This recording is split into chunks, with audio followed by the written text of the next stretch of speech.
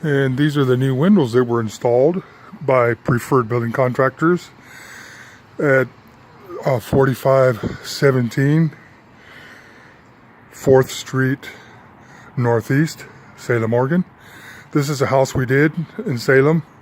We did a complete renovation project and installed these basement windows and several other things that you'll see in the other videos that are uploaded along with this one. So I just wanted to show you the windows that were done on this, the basement windows. I'm going to the other side where the last basement window was installed.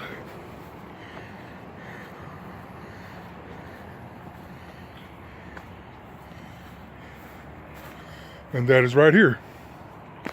Brand new gelled wind windows. 3 of them. Pretty nice looking windows, eh?